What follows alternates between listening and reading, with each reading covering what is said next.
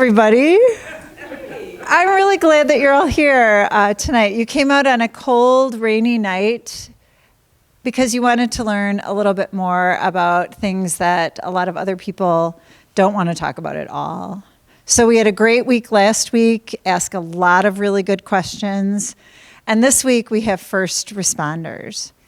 Now, the reality is I am never there when first responders are called.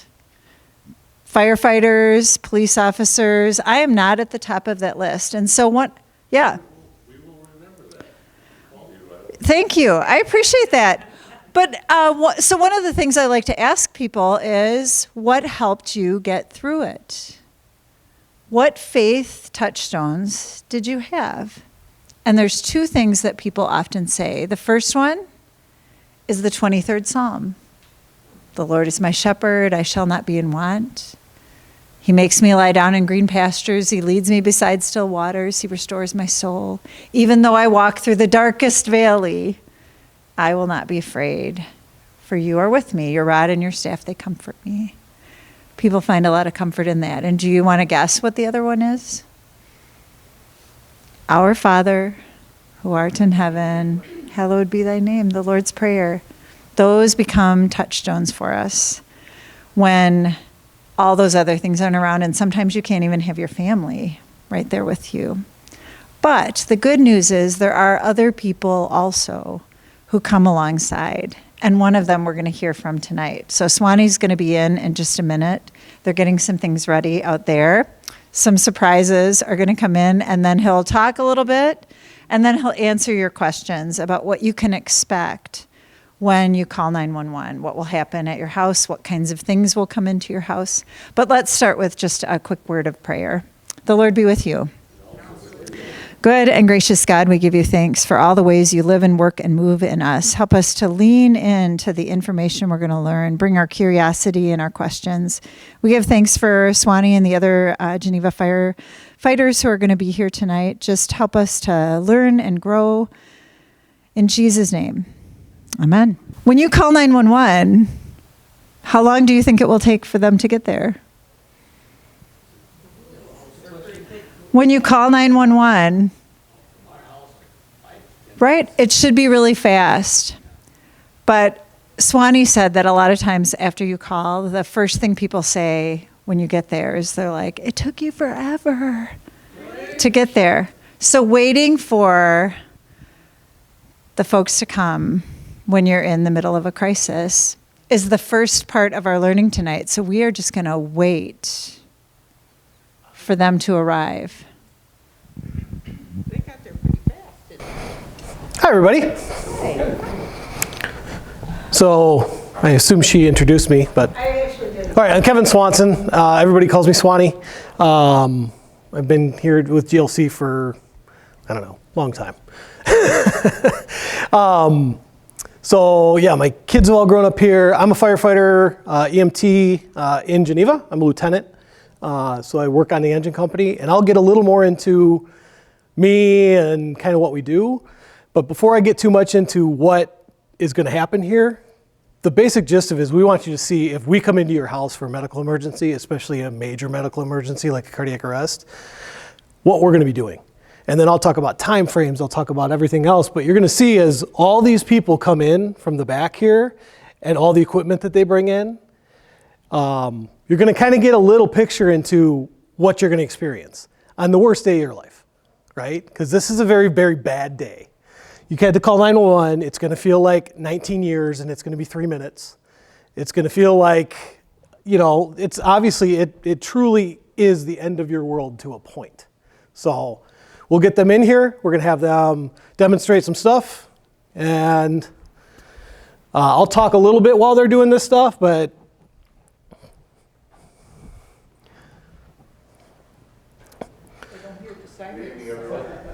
so we bring, on a call like this, we're going to bring an engine company, a medic company, and a chief officer. So you're going to have anywhere from 7 to 9 people in your house. And yeah, some of you have had us visit you before. I'm calling you guys, she's saying, it's not an emergency.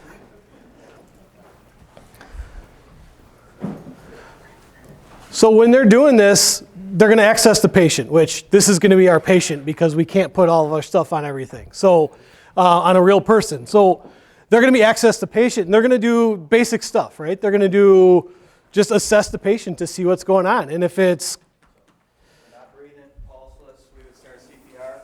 No, turn around the other way, we can't see it. There you go.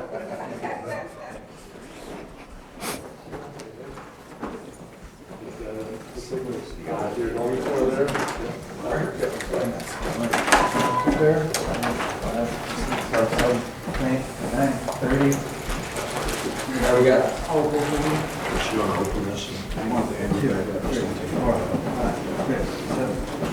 Right, whenever you are.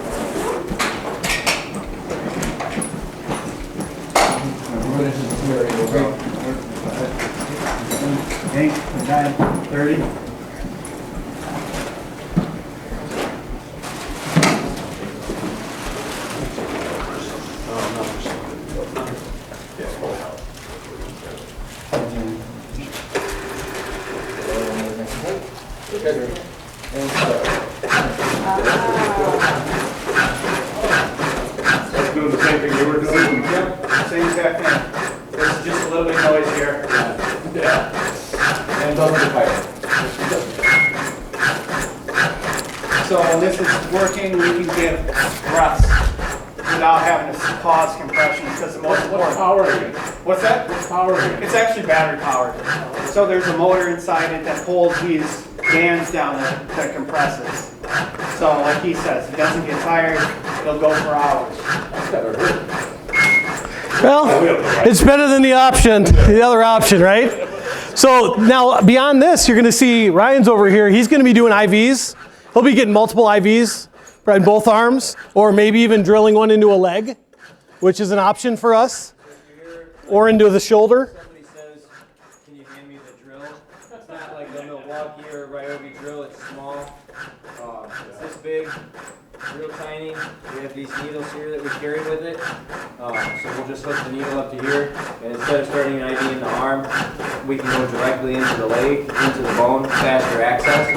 Yep, it just goes right on in, right into your shin, and gives us quick access. So somebody will have this bag with the line coming off of it, and then we just have our baseline medications here that we'll give. And these are all preloaded. So you'll kind of see this hooked up to the patient through the line, either access through the IV in the arm or through the leg. And then somebody will have these, they just look like syringes, and that has the medication in there. And our goal is to give those every 3 to 5 minutes. So you're going to hear people hollering out times. Because when we administer a medication, they're going to yell out a time. So the lieutenant, most of the time, will be taking care, or the chief will be writing notes. We're going to write all this information down and keep everything going. And a lot of time what happens is we have a chief officer, which is Chief Johnson there, Battalion Chief Rod Johnson. One of our chiefs is going to be there, and we're going to grab, that chief is going to grab somebody, like usually a family member, get a family history, a medical history for this person, a medication list. All those things are really important for us. So, and then the other thing is, he's there to explain what's going on. Because as these guys, all of us, are doing this stuff, it's hard if we have to pause to try and explain to you on your worst day of your life what's going on. So, and you hear how loud it is, right? But this gives the highest quality CPR that you're going to get. And then we're still going to see people switching. You're going to get medics. You're also going to have intubation going on. So once he's ready, he's going to come in here and he's going to place a tube down. So you're going to see, and that can be a little bit, seems a little invasive, I guess. Barbaric almost, because it's this big metal blade, and that goes in, and they pick up and back and straighten out your airway so they can get the tube down in and get that in for assisted breathing. So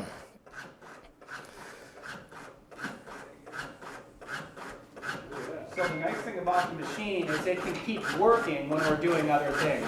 Because the most important part about in a cardiac arrest is keep oxygen flow. So that's what this machine is doing right now. So he's able to continue working on other things. The heart is still pumping blood because we're compressing it. So you're going to see a lot of these different things. So we can stop this. We'll get these guys broken down. They're going to go back and eat dinner. I can talk a little more about things going on. And then I can talk a little bit more about time frames. Kind of what to expect in the house, what to expect once we transport, if we do. Unfortunately, what happens if we don't.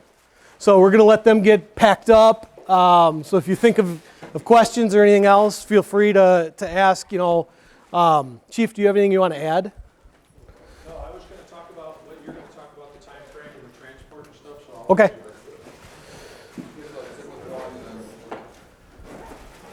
that's one of the things that, as a battalion chief, when I got promoted, used to be a paramedic and did all this.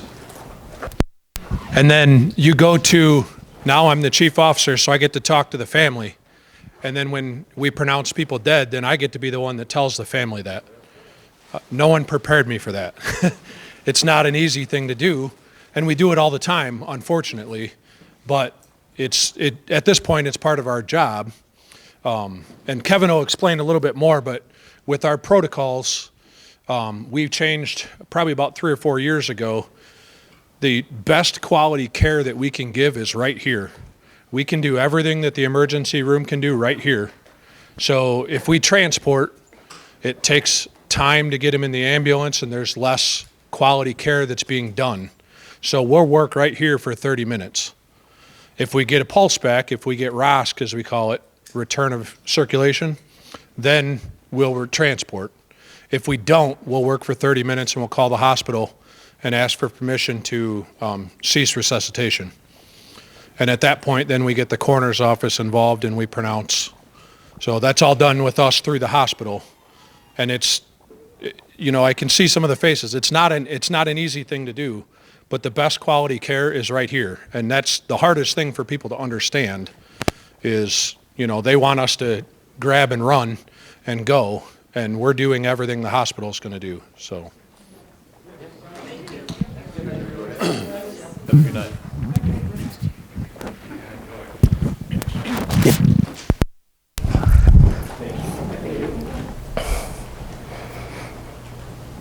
So before I got too much into it, I wanted you to see that, hear it.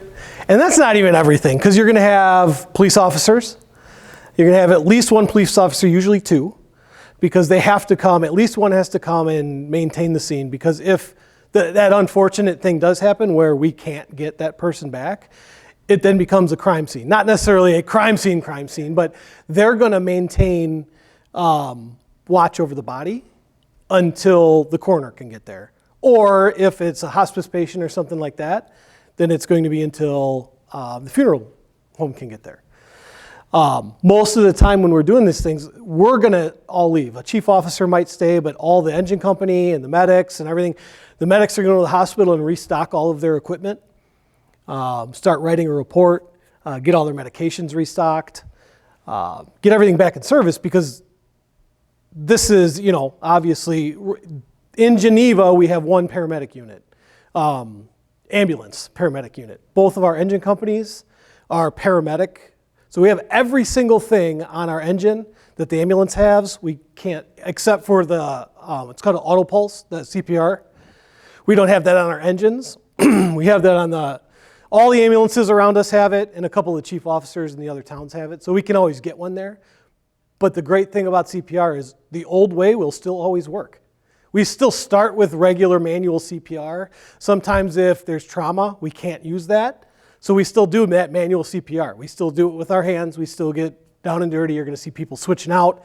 It's hard work to give proper CPR to the right depth and everything else. It's hard work. So what you'll find, especially in the beginning, if we're trying to get everything established, if somebody's on a bed or a lot of times we find people, unfortunately, in very weird places, right? Maybe fell in between the bed and the wall. And then you got to try and work that out while you're trying to do CPR. Or maybe you got to try and get them out of a toilet, which a lot of times will happen in the bathroom, in a tub. And when you have a person that's unresponsive and naked and wet, that's not an easy thing to do, right? So we still give that best care that we can right off the bat, so we're going to do everything manually.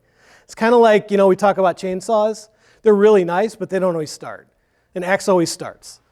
Our hands are always going to work. Squeezing an ambu bag is always going to work. You know, maybe we can't get an intubation. We have some different ways around those things. It's called a King LT. We have different devices that we can insert, even if we can't get a good tube. We even have it's called a King Vision, which is a camera now. So we have the technology. I started in 1994 on the fire department. And the technology that we have now, I couldn't have fathomed the things. Automatic CPR, that just wasn't a thing. But you hear how loud everything is, you hear how everybody's going, and this was very calm. Because when it's the real thing, you got 2 people working on IVs, you got 1 person trying to do an intubation, you got somebody doing manual CPR until you can get it moved. Then you got that machine that starts and it's loud. You got obviously family members that are upset. So you'll have crying. And rightly so, right? So the reason that we're doing this class is it's better for you to see it now. It's an unfortunate thing. Nobody wants to think about this. If I never had to do this again in my life or career, I would be thrilled. I just know that's not realistic. So the reason that we do this class, and we did it 5 or 6 years ago, is just to give a glimpse, because it's hard, right? It's hard to see even just on a mannequin and to think about your loved ones. Nobody wants that, right?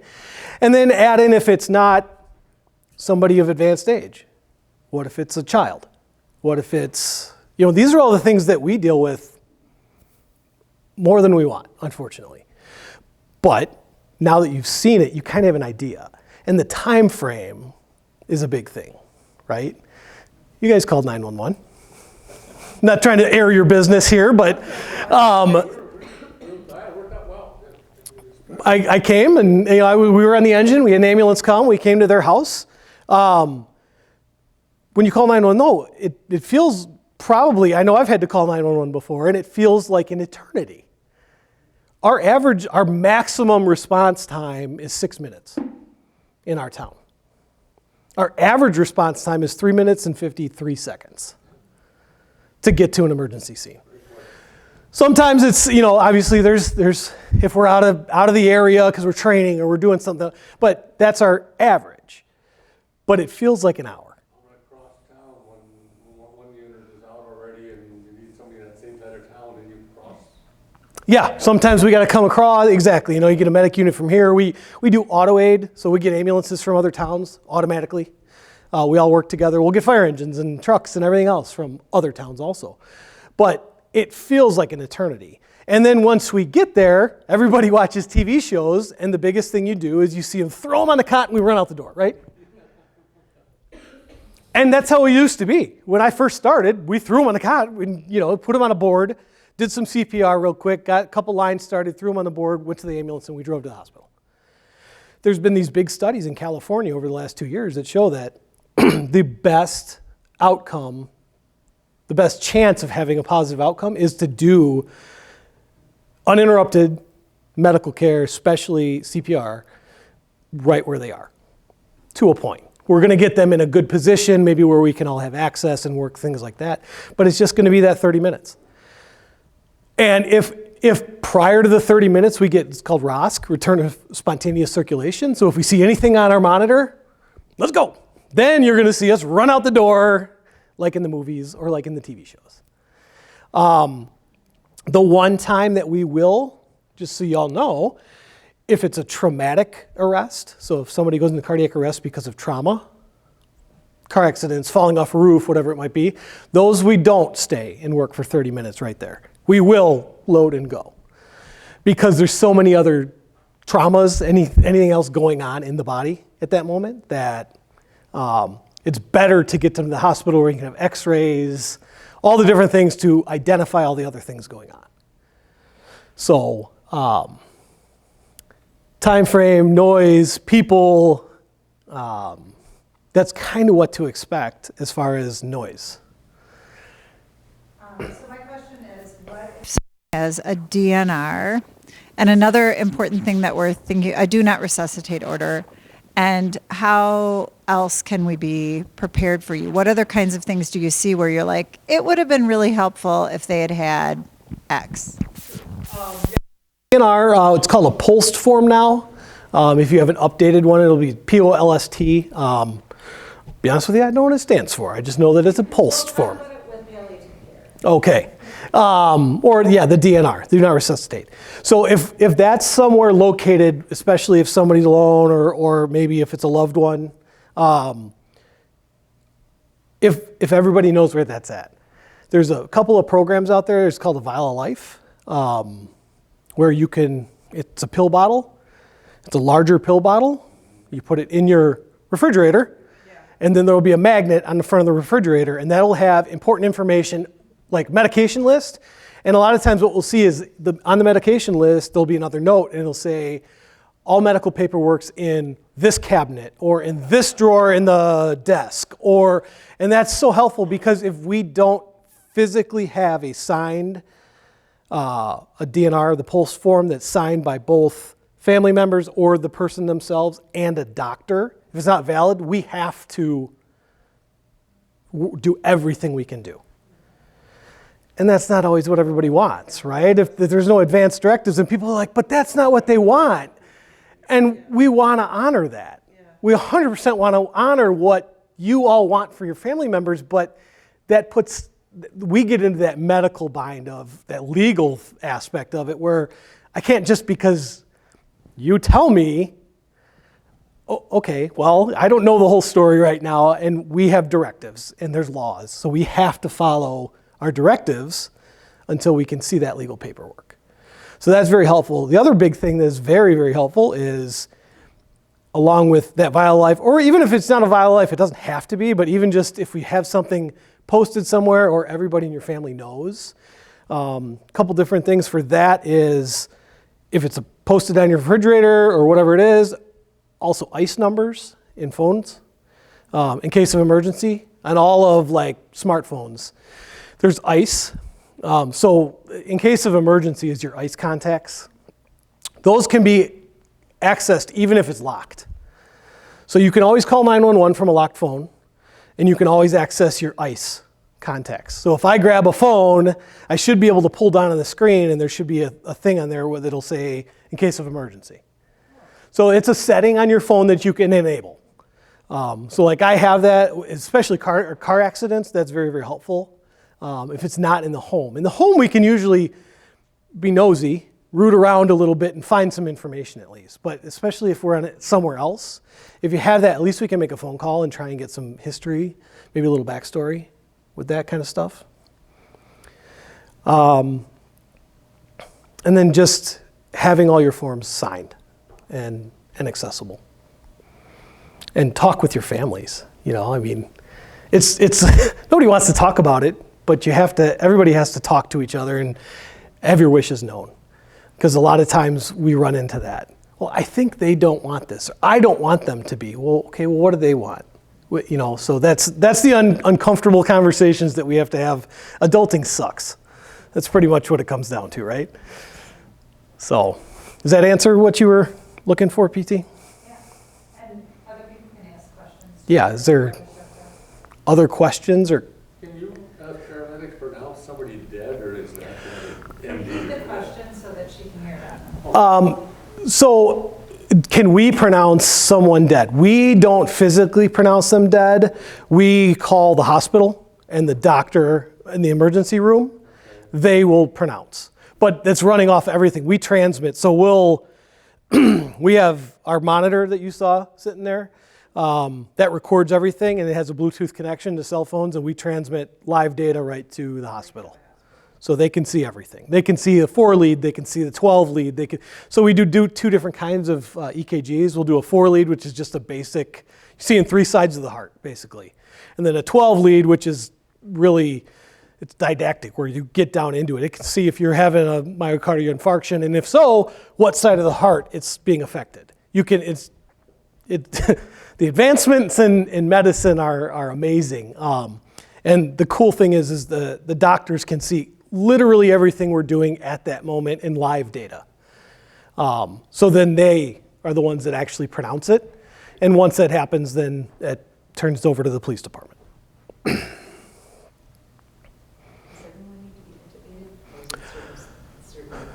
Not, does everyone need to be intubated? Not everyone needs to be. Sometimes it's based on body types or situations. We will just bag instead, or we'll do an advanced airway, which is not an intubation. I wish if they were still here, I'd show you one, but we have a tube that basically just gets inserted, and it kind of looks like a little garden spade. I mean, for the lack of a better term, but it goes in, it's a tube, and then it's got kind of a triangular head, and it's made to sit right down in here and actually seal the airway, and it gives a very, very good airway without having to put the tube all the way in. So.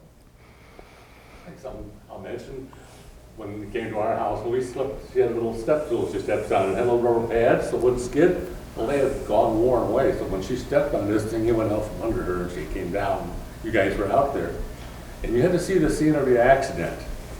Just investigated to see that this really happened the way I said it happened. So, yeah, what he's asking, yeah, at her house. Next door neighbor's a lawyer, yeah, you gotta check it out. So she stepped up on a little step stool, and then the little rubber feet had worn away, and it slipped, and she went down. She injured her back, and she was having a hard time moving. And so when we see it's for two reasons. Less, in my brain, it's less to make sure that happened how it happened. More so, it's to see how far she fell. Because we need to relay all that information to the ER. Oh yeah, she fell from 2 feet. Because some people will say that this is 2 feet. Yeah. And some people will say this is 10 feet. Yeah. So we need to kind of see what happened, and okay, that's a 2 foot fall. Anything 6 feet or more is an automatic trauma alert, and anything over half the person's height is an enhanced risk. So we need to identify where it happened and kind of how it happened to make sure that there wasn't anything else that maybe, okay, she just fell, landed on the thing, tweaked her back. Well, did she hit her head? And maybe she doesn't remember hitting her head. So we'll go and look at the cabinets and everything else and sort of figure out those things. Most of your calls in the home or at accidents? Most of our calls in the home are, we have a big array. Last year we ran just under 3,000 calls. In our 12 square miles here. And it's a good mixture. I don't know what our numbers are exactly. It's about 67% EMS. And that's really a mixture. EMS does include accidents. Yeah, probably I'd say more than not they're in homes. But we also go in carbon monoxide. I mean, we do a little bit of everything. If you don't know what to do, call the fire department. It's pretty much jack of all trades, master of none, is what they say. Yeah, so, but EMS is that's really where it lies. And 67% is actually low for the national average. Most fire departments run 75% or greater EMS. So that's where we concentrate a lot of our time, effort, and money and training is on our EMS side. So. Is response time in other areas, does it tend to average across the, near Elburn, Uncle Five, probably out, Blackberry Township, but about there. So no, response times, it depends. So like response times in general in the Tri-Cities are gonna be about average. Elburn has 3 stations.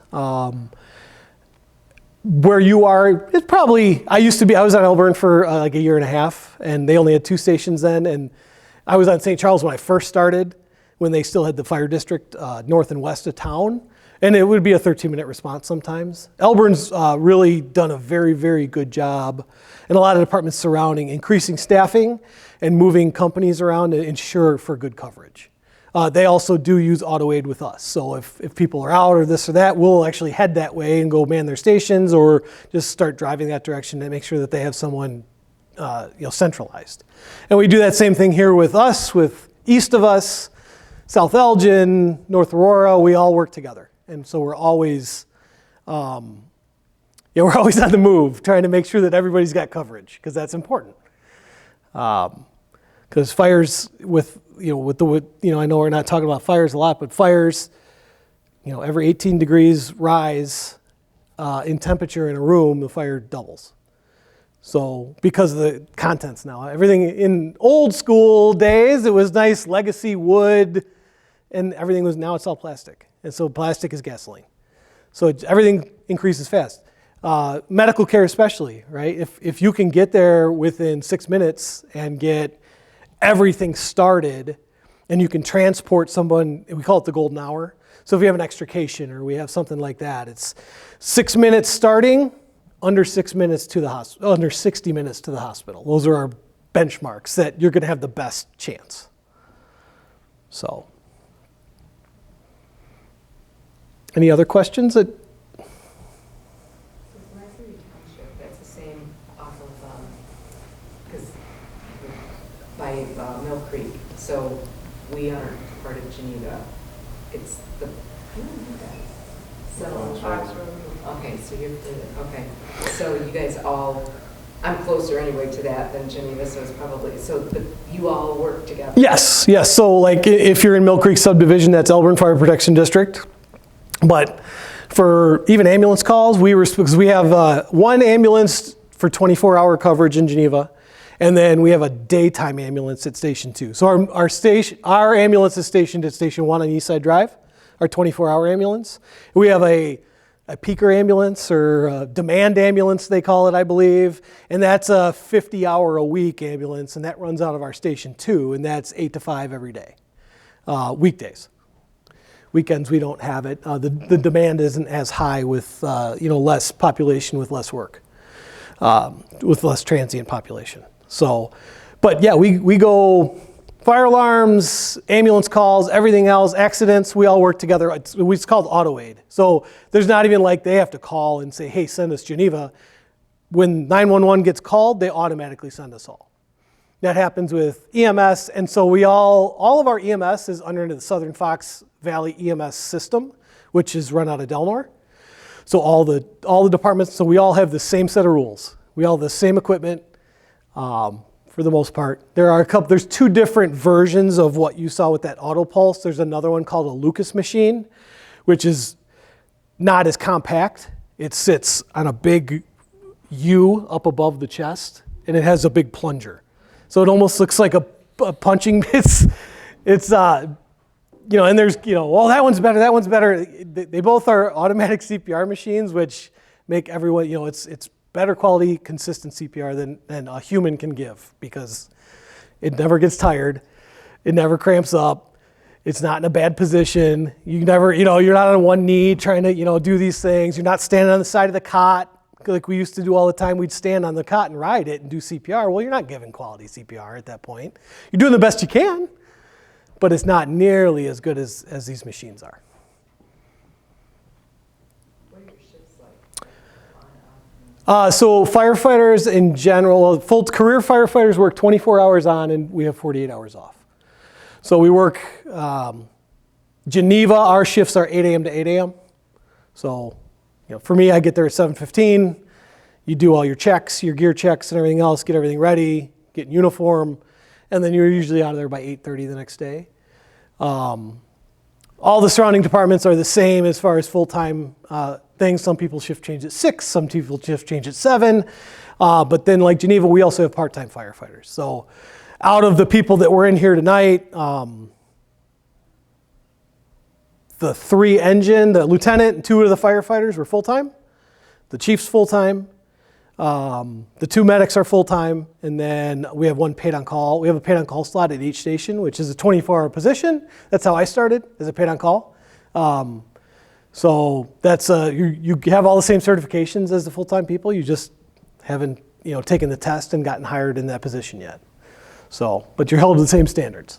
So we're lucky in Geneva. We actually have the highest staffing of anybody around here. Most departments run with 3 people on an engine or truck. We run with 4 most of the time. So we have the most help, and we have we have the highest staffing around. How do you handle the lap when you change shifts? You can't be walking in the doors, the others are walking out. You give a little bit and come in earlier or leave a little bit. Because otherwise, there's a few minutes where nobody's ready to roll, right? Yes, so Please state the question. he asked how we handle shift change and the overlap. And yes, if you're worth your salt as a firefighter, you get there early and relieve the person you're relieving. So yeah, we shift change at 8, I get at 7:15. And then as soon as I get in, I get my gear out. As soon as I'm ready, I take the lieutenant's gear off, set it off to the side, I put mine on, and I let them know I'm ready to go. And then I'll put a uniform on, because I can go help somebody. If I'm dressed like this, you're still not going to care, right? And that is something I should actually touch on, is because we're a smaller department and we do have auto aid and we have other towns. So sometimes if you call 911, you might not see a Geneva fire or apparatus or a medic unit. It might say Elburn, it might say Geneva, it might say St. Charles, it might say Batavia, it might say West Chicago. We all work together, we train together a lot, so we're all very comfortable with each other, which is great. But you also might see somebody walk into your house like this. Because when we do get super busy, we have off-duty people come back to the station. So we have a phone app now, we carry pagers, we can carry a pager, we also have a phone app. So it'll tell you, hey, there's a fire, hey, there's a recall. So if we have like 2 engines, or if everybody's tied up and they're gonna be tied up for more than 15 minutes, we call standbys back. When we come back, this is how we look. I don't put a uniform on to go back for callback. So if you call 911 and all of a sudden you see a bunch of people coming in looking like this, and you're like, what? What? I mean, the truck's right, but what's going on here? You know, is this person, you might see this. So just, Come off the street and go in. yeah, we grab anybody on the way, get in here. I just need a body. So that is, I'm glad you brought that up, because that is something that you might see. Any other questions or concerns? Do you ever do CPR classes? We do. Do we ever do CPR classes? Yes. We have one scheduled once a month at the fire department, but if we don't get at least 5 individuals that say they want to be involved, we cancel the class, just because you got to have an instructor come in, you got to have them give time up from their lives, and then just make sure that, because anything less than that, there's kind of not an interaction between a lot of people, and the interaction's a good thing, because you got to have a 2-person CPR thing, and so it's hard if you have less than that number, so they'll cancel it. And then if you call if we're going to do it for the Geneva Baseball Association, we're going to do the coaches. So they just contacted me when we were at our last board meeting, and they asked about it. So we're going to set that up, and we'll do special things like that too. If like a group wants to have it, we can set something up and schedule that. What do you do if somebody doesn't want What do, they refuse or they fight you, or? what do we do if if somebody doesn't want help when we show up? That happens more than you would think, actually. A lot of really concerned people call 911 a lot. And with the invention of the cell phone, that's my favorite thing, is you see somebody just sitting down, maybe they're not having a good day, but they don't need medical help. So we have to go. We have to try and help. If someone is adamant that they don't want help, and it's not medically necessary, we'll try and get a signed medical release. And if somebody's adamant against that, then we'll just take like a police officer and say, hey, can you sign this, witnessing that they didn't want help. If somebody really needs the help and they're denying the help, especially with mental health items, there's a couple different ways we can deal with that. The best way is, it's not called involuntary committal anymore, but it's basically a witness statement that either the police, anybody who heard a family member, one of us, a police officer, if they heard a self-harm statement, things like that, then we fill all that out. And basically it comes to the fact where legally they have to go. The police department generally won't place them under arrest, because that can bring up some other legal issues that comes, but they will help us enforce the fact that they need to go get some help. And a lot of times it's because they didn't want the help in the beginning. It's hard because somebody else called for them. And maybe they just made a comment, on a phone call, or maybe they texted something, and we get a lot of that is people will text words that can have dual meanings, and then someone calls 911. And just so, since that came up, just so y'all know, if that ever happens in your life, texts cannot be used in that situation. So a text message that says I want to kill myself cannot be used to make them go to the hospital, because you can't prove that that person sent that text message. If it's a physical phone call and somebody heard that, then we can work with that. But we can't force someone. Now, a lot of times people will be like, yeah, I said it, but I was mad. Okay, well, do you want to just go talk to somebody? Because it's not like, you see in the TV shows, it's 72 hours involuntary commitment. It's not like that. It's, you're going to go to the hospital, you're going to maybe sit down and talk to you're going to talk to a doctor, they're going to go, yeah, everything's good. You're going to talk to a counselor real quick, in like 3-4 hours, you're probably going to be out. We deal with this more than you'd think with younger people, where, you have that first or second or third breakup, and it was the first time I was ever in love, and I wanted, those, and I wouldn't want to be a kid today at all. But you deal with that. Everything's in the public's eye at all time, right? And everything's instantaneous. Our phones are always there. So that's the way we deal with if people don't want help. Most of the time we just try and identify with them and sit down and talk to them. Sometimes it's medical, sometimes it's, mental. And the great thing about having such big crews is you're going to have somebody that most likely can identify with something. And sometimes it's, we got one guy on my shift named Nick, and we call him Huggy Bear, and he's just this big bear of a man. And he's gruff, but he'll sit down and he'll be like, hey, hon, and he'll just sit down and it's just Italian to the core, and, grew up with his grandmother making, pasta in the kitchen. But he's just such a great interaction. He will just sit down, and in 10 minutes, the person that was screaming and yelling and crying and hated everybody is like, yeah, let's go to the hospital. Let's do this. And I'm like, I love that guy. And the cops are like, how did he do that? And that's Nick. So that's great. Experiences in life helps us all identify with different people and different things. Some people are really good with kids. Some people are really good with, this, that, or the other thing, or a group. And that's the beauty of having so many different people on these crews. And, we come from all different walks of life. And, we have lots of years of service in there. You got people that have been on for 30 years, and you got people that have been on for a year. Everybody's going to bring something to the table, which is great. I have another question. Okay, what is something that you want to tell people about how they underuse the fire department, or your wisdom? Because I think about it all the time as a pastor. I'm like, people underuse their pastors. We have skills that are underutilized. Do you feel like there are things we should know about what the fire department does, or ways we could interact that would be helpful and maybe even supportive to you? How's that?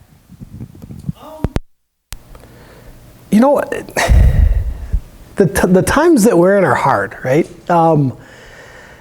Because of pandemics and just the world in general, right? It's we deal with a lot of different things in a lot of different ways, and sometimes we know it's the worst day of your life, and we get paid to be there.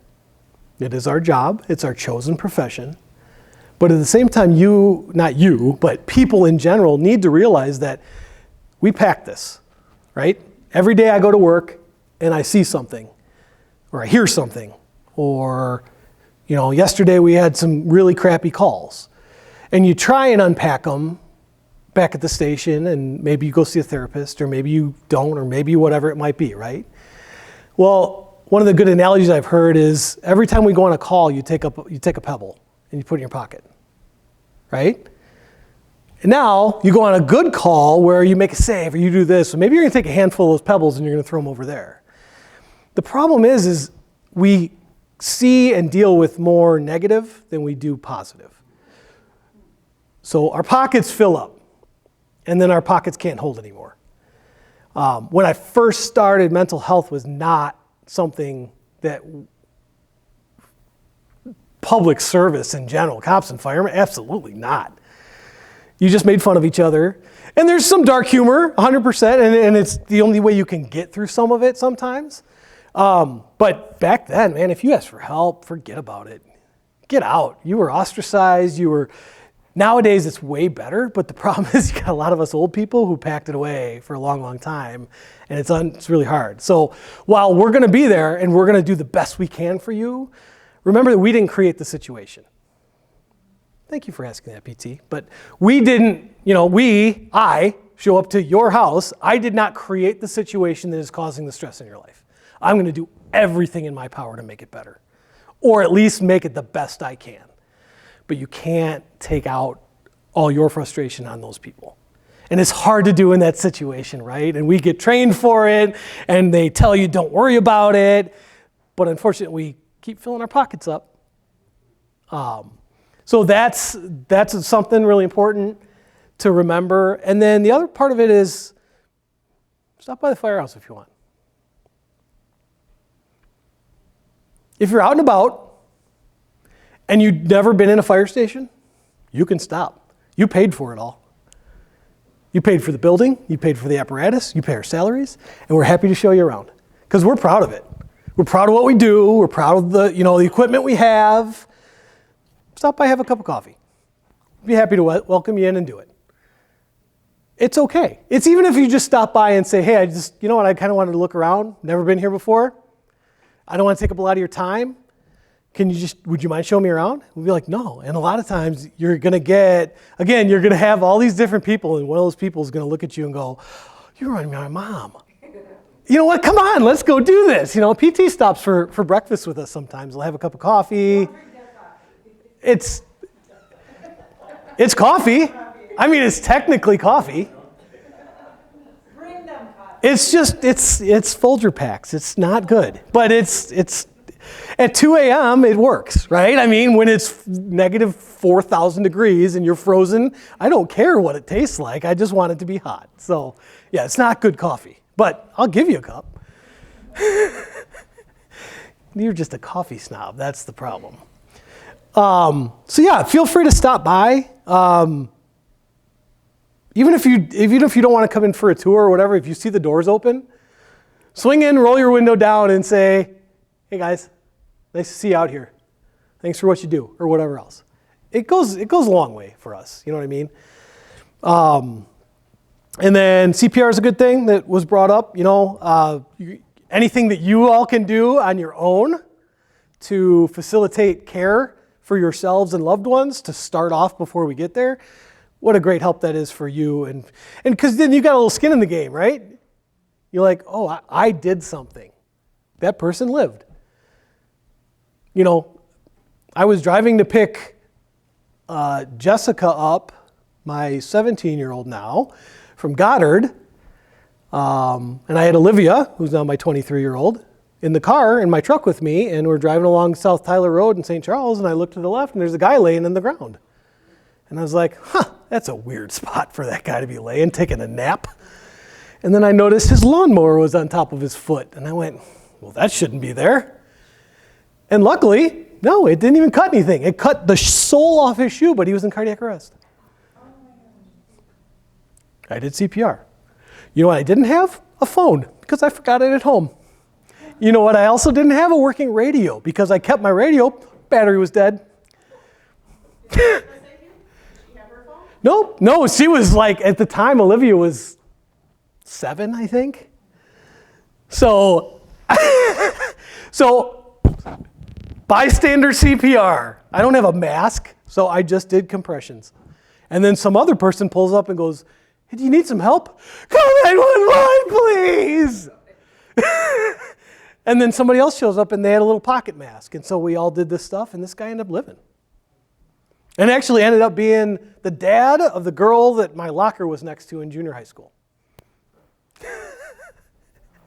So those are some things you can do to help yourselves and help us. How long can you do CPR? Generally speaking, how long can an 8-person do CPR? done a lot of training on. It's hard. Yeah, it's hard. How long can somebody do CPR? Basically, we kind of do when we're doing it in the old school days before, or if we have to do it. There's two change out, and one's going to seem really gross, and the other one's going to make sense. So the one that makes sense is we'll do 3 rounds of breaths. We'll do 30 compressions, and we'll do our breath, and we'll do 30 compressions. So we'll do that 3 times, which ends up being 1.5 minutes, 2 minutes, and we'll have people ready to go. Sometimes we'll be on either side, and we'll just stop for a second. The other way to tell is when you're sweating so bad that it's dripping on the person, it's time for you to get out. And that is a real thing. Because even if the air conditioning is on, even in the dead of winter, it is very, very hard work. Because you're trying to get 2 inches compression. Because if you're not getting 2 inches of compression, you're not doing quality CPR, and it's just not doing anything. I shouldn't say it's not doing anything, but it's not doing as much as it could. So yeah, there's been days, especially if we're short-handed, because we can go down to 5 people on duty. If we have a 3-person engine company and a 2-person ambulance, and maybe our chief's at another call or whatever it might be, if we have that 5 people and we're not using the auto pulse machine, it gets tiring, and if you're not doing it the right way, so you can't have, that's one big thing, when you're young, you got all this pride and machismo, and you're like, I can do this forever. You can't. So finally, usually it'll take one of the older guys, like, get out of there. Come on, you can get back in. Just give me a chance, because we want to give the best care. So.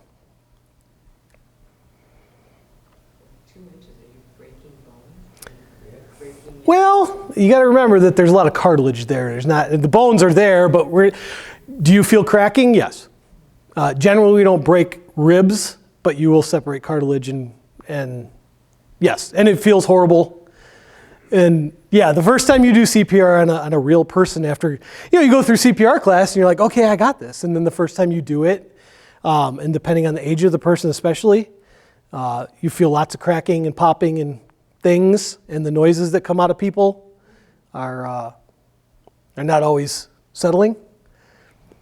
So yes, you do feel lots of bad things when you do CPR. But that means you're doing it right. You have many people say, this is the wrong profession for me, I'm getting out, or say it's pretty good. Do we have many people who say this is the wrong thing? Not many. There are some. You have women? Yeah, we have 5 women. Trying to remember. We have people coming and go. One just left and went to another place full time. Sam, Mary, Annie. We have 4. Sarah, I think we have 4 right now.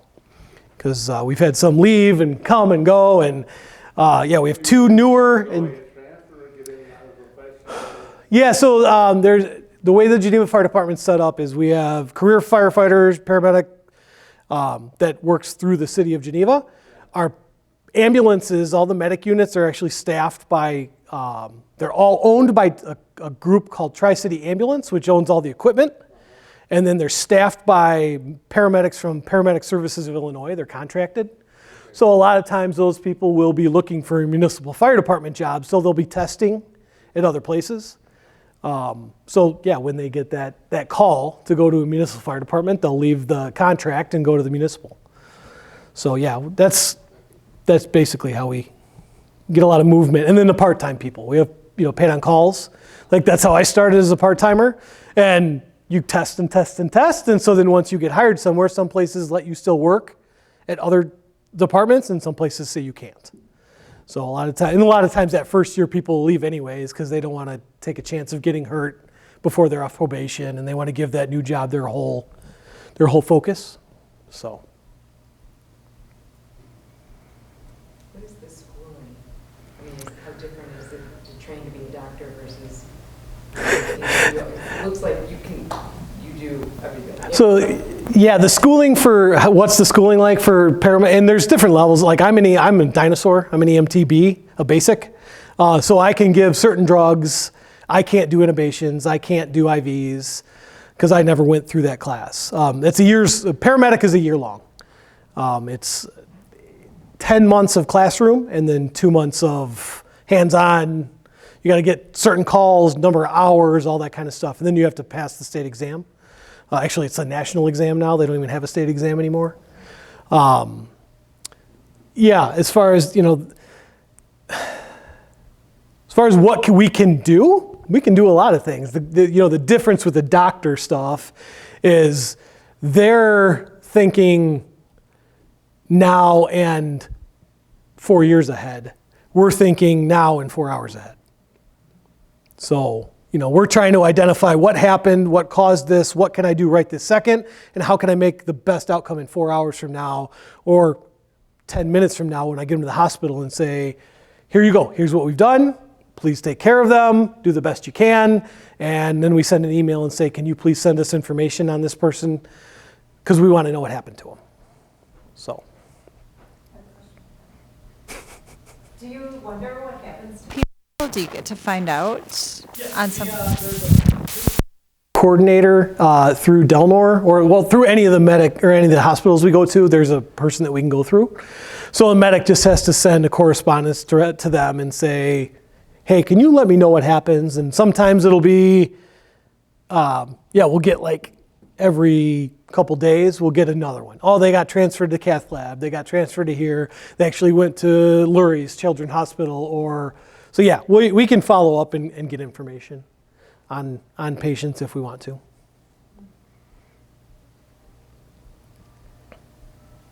other questions?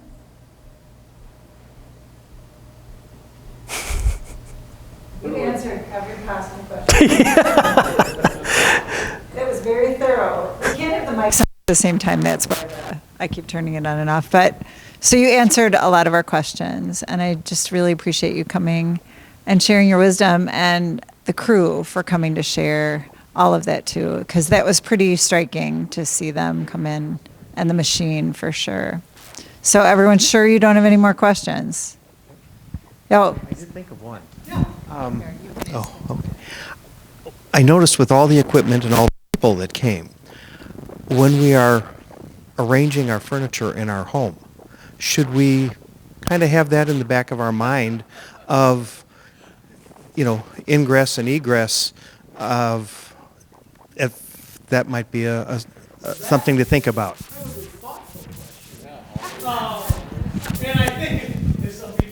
Their minds, it might be helpful. However, we are furniture movers also. When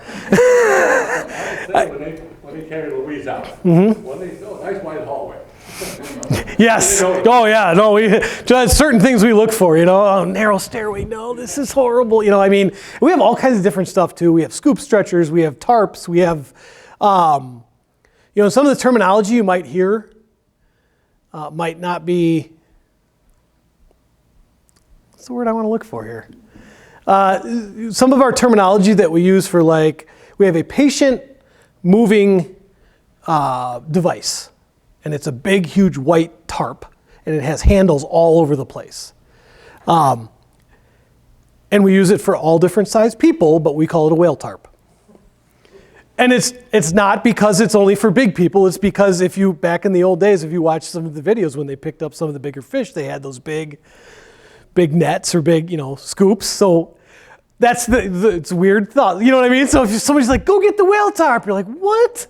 I'm like, I know I had a couple extra bites yesterday, but I'm not that big. So I guess that's something kind of little to think about. But yeah, you might hear some profanity when we're working, because we are human and we try and keep it as clean as we can. But sometimes, especially if things are not going the way we want them to, some bad words might come out of our mouth. So that is something to think about.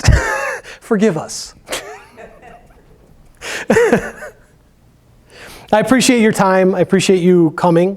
And obviously it won't be on video, but if you guys think of anything and you see me around church or send it to PT, she can, send it to me and I can get information or answers to you all. And I'm always happy to answer anything. I've been doing it a long time, but I still love it. So thanks for coming.